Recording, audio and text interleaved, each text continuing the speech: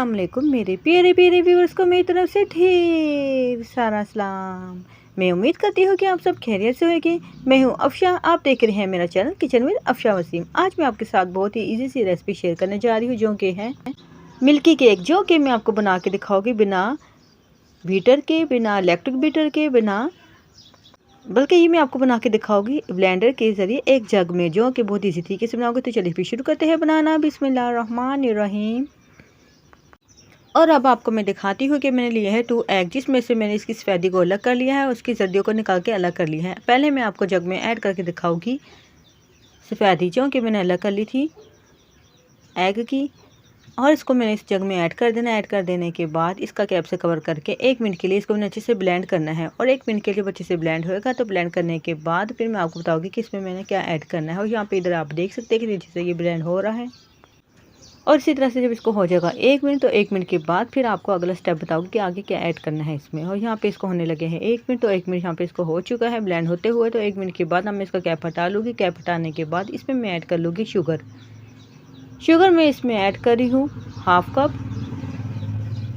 Cup sugar add कर देने के बाद दोबारा से इसको मैं ब्लेंड कर लूँगी 1 मिनट के लिए। और जब अच्छे से ये ब्लेंड हो जाएगा तो उसके बाद फिर अगला स्टेप बता दूँगी आपको मैं। और इधर आप देख सकते हैं कितने अच्छे से ये ब्लेंड हो रहा है। ब्लेंड होने के बाद ये फ्लफ़ी भी होना शुरू हो गया और अपने साइज़ में डबल होना शुरू हो चुकी है ये स्पैदी, जिसमें मैंने ऐड कर ली थी शुगर। और इसको हो चुके हैं ब्लेंड होते हुए 1 मिनट। तो 1 मिनट के बाद अब मैं इसका कैप दोबारा से हटाऊँगी। कैप हटाने के बाद फिर मैं अब इसमें ऐड कर लूँगी। और जैसा कि आप देख रहे हैं, इसको मैंने ब्लेंडर को रोक लिया है और उसका मैंने कैप हटा लिया है। कैप हटाने के बाद अब मैं इसमें हाफ कप ऐड कर लूँगी कुकिंग ऑयल,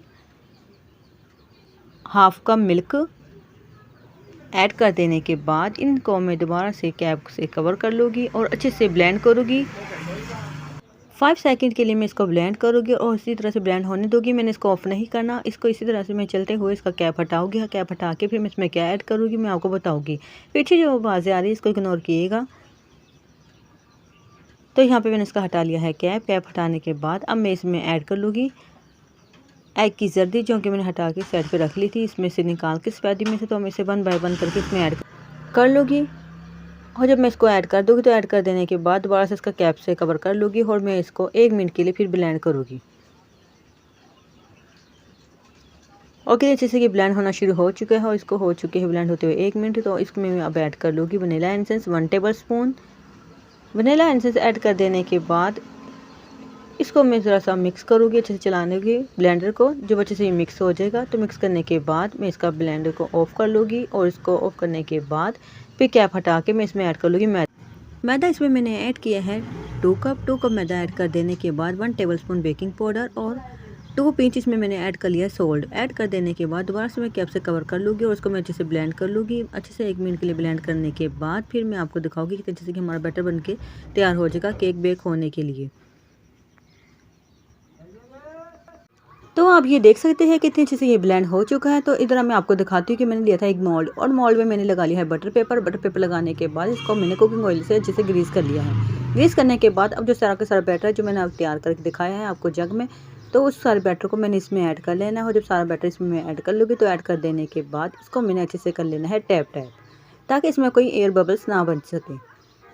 तो यहाँ पे मैं इसमें सारा का सारा ऐड कर चुकी हूँ बैटर, उसमें मैंने टैप कर लिया है। टैप करने के बाद मैं इसको कर लूँगी बेक। और पतीले को मैंने प्री हीट होने के लिए रख दिया था 20 मिनट पहले लो फ्लेम पे, और ये अच्छे से प्री हीट हो चुके हैं। तो इसमें मैंने इसको मोल्ड को रख लिया था जिसमें बैटर ऐड किया था, उसको मैं 35 मिनट के लिए बेक होने के लिए रख दिया है। और 35 मिनट हो चुके हैं और मैंने इसका कैप हटा लिया। और ये देख सकते हैं कितना ज़बरदस्त था, कितना अच्छा सा ये केक हमारा बेक होकर तैयार हो चुका है। यहाँ पे मैं आपको टूथपिक की मदद से इसको चेक करके दिखा रही हूँ। अगर इसमें कोई बैटर ना लगे इसका मतलब है कि हमारा अच्छे से केक बेक हो चुका है। उसको मैंने निकाल लिया है। निकालने के बाद इसको मैंने ठंडा कर लिया था। ठंडा करने के बाद ये जो मैंने पेपर लगाया था इसके ऊपर, उसको सारा को उतार लूँगी। उतारने के बाद फिर मैं आपको दिखाऊंगी इतना अच्छा सा सॉफ्ट सा केक हमारा बन के तैयार हो चुका है बेक होने के बाद। तो अब आप देख सकते हैं कितना ज़बरदस्त सा, कितना अच्छा सा, कितना फोमी सा, सॉफ्ट सा ये केक बेक हुआ है। तो अब मैं इसकी कर लूँगी कटिंग करने के बाद मैं आपको इसकी फाइनल लुक दिखाऊँगी। और यहाँ पे आप देख सकते हैं मैंने सारा का सारा केक कटिंग कर लिया। तो कटिंग करने के बाद इसकी फाइनल लुक आपके सामने है। कितना ज़बरदस्त सा, कितना मज़ेदार सा केक हमारा बन के तैयार हो चुका है। झटपट सा मिल्की केक जो कि मैंने आपको बहुत ही जल्दी से तैयार करके दिखाया है और बना के दिखाया है कि किस तरह से मैंने इसको जग में बना के आपको तैयार करके दिखाया है। तो मैं उम्मीद करती हूँ मेरे प्यारे प्यारे व्यूअर्स आपको मेरे बनाए गए हुए केक की रेसिपी ज़रूर पसंद आई होगी।